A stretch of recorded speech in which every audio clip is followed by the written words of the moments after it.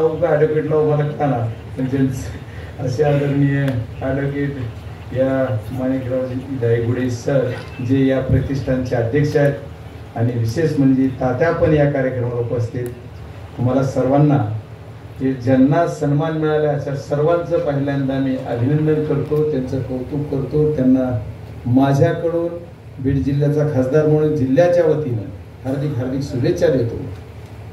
जास्त काही बोलणार नाही, खरं भाषण आणि मनोगत आमच्या दादांचं झालं.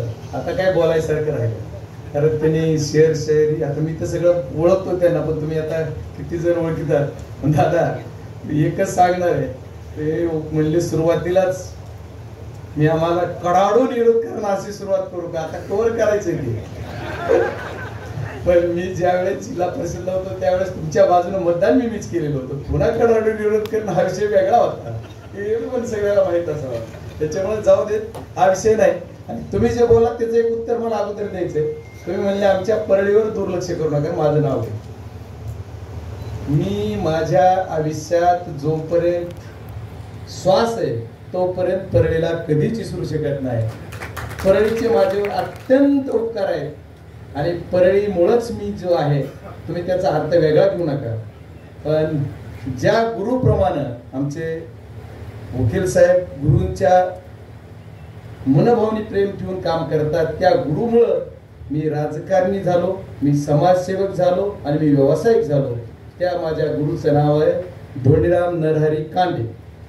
त्याच्यामुळे ती नातं माझं परळीच आहे आणि ही परळीचं नातं कधी विसरणार नाही. आता सामाजिक समीकरणात काही वेगळे गणितं लावले जातात आणि तेवढंच नाही, त्यांच्या घराण्यातील त्यांचे तिन्ही मुलं, 2 मुली आणि पुढचे नातवंड सुद्धा माझ्यासोबतच आहेत. राजकीय एखाद्या वेळेस मतदान नाही करायची वेळ आली तरी पण माझ्यासोबत आहे, राजकारणावर बोलणार नाही. त्याच्यामुळे हा विषय वेगळा आहे. त्याच्यामुळे परळीला विसरायचं काही कारण नाही दादा, तुमच्या बरोबर तर आहोतच आहोत. त्याच्यामुळे असा काही विषय नाही.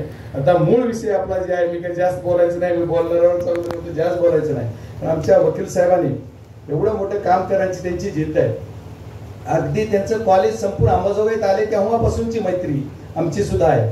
आणि एकदा एवढ्या बालपणातून एवढ्या छोट्या जी ग्रामीण भागातून केज तालुक्यातील एक गाव बनसोळा या गावातून येऊन अंबाजोगाईमध्ये आपली छाप ठेवणं आणि गुरुसाठी एवढा मोठा प्रतिज्ञा दाखवून कार्यक्रम घेणं खरंच मोठं मन लागतं आणि ते तुमच्याकडे आहे. एक किस्सा सांगणार आहे मी. अंबाजोगाईकरांचा जेवळ्याचा प्रश्न आहे, बुटेनाथ तलाव.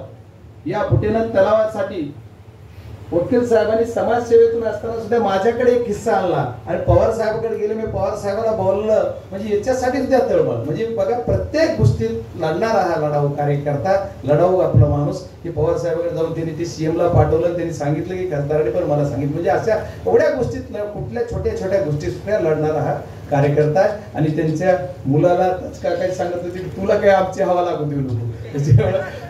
म्हणजे ते पण आमची हवा राजकीय लागू की नको लागू देऊ ती मला नाही माहित नाही. शैक्षणिक 100% तुझं चांगलं घडो एवढी ईश्वरचरणी प्रार्थना करतो. अंबानगरी ही सांस्कृतिक शहर आहे दादा. तुम्ही आणि आम्ही, आता मलाही तुम्ही अंबाजोगाईचं धरून मला लागतो तसं अंबाजोगाईची माझं नातं आहे.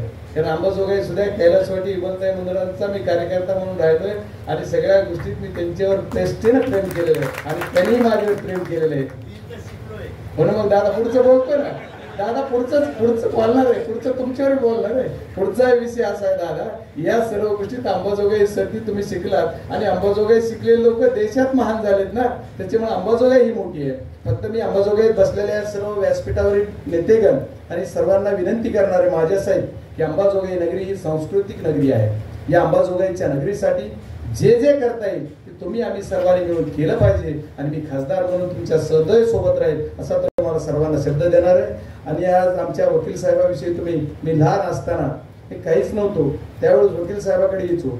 तर वकील काही वेगळे विषय असायचे, मी तुम्हाला आता ते सांगता यायचे नाहीत मला. पण वकील साहेबांनी तेवढ्या प्रेमाला म्हणायचे तू लढत राहा, तुझ्या बरोबर आम्ही आहोत. म्हणजे एवढी शबासकीची थाप. तसं लोमटे घराण्याचं जे प्रेम माझ्यावर बी आहे ते आणखी शाबूत आहे. मी कुठलंही प्रेम कुणाचं राजकीय एखाद्या वेळेस विसंगती होती पण प्रेमात कुठं कमी पडू देत नाही. एखादी आई एखाद्या मुलाला जरा आदळा पटकून थापड मारेल बाजूला ढकलत पण शेवट आईचं प्रेम असतंय. तसं अंबाजोगाईकरांचं माझ्यावर प्रेम की शाबित आहे. एवढंच सांगायचं, मला जास्त काही नाही बोलायचं. पण वकील साहेबासारखा एवढा चांगला माणूस आणि तुम्ही गुरुसाठी एवढं करताय ही सर्वात मोठी गोष्ट आहे माझ्या आयुष्यामध्ये.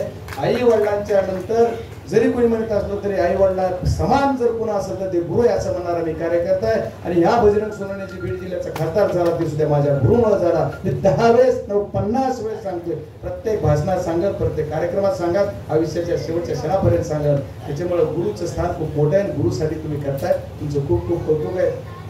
आणि मी एकच सांगणार आहे की गुरुसाठी करणाऱ्या माणसाला आयुष्यात कधी काही कमी पडत नाही. आणि तुमचं नाव सुद्धा ते 100% तेवढंच मोठं होणार.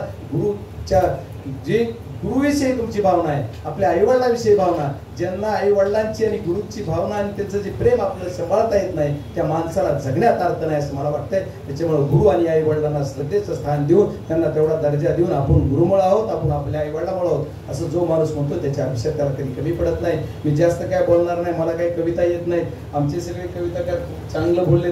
पुन्हा आमच्या दादाने सांगितलं म्हणले आमच्या समाजात जातात ते नाही बोलायला पाहिजे, तू जरा बोलतो समाजात. ते म्हणले आम्ही 10 रुपये मिळाले तर 9 करतो. विचारा म्हणायचं आंबेडकरला.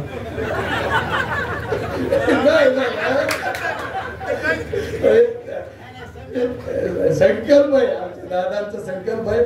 ठीक आहे, विनोदाचा भाग जाऊ दे, पण आपला सर्वांचा अशी मजाकचा जरी कार्यक्रम वेगळा सोडून द्या, पण हा कार्यक्रम अंबाजोगाई नगरीमध्ये 4थं वर्ष तुम्ही करताय, तुमचं कौतुक आहे.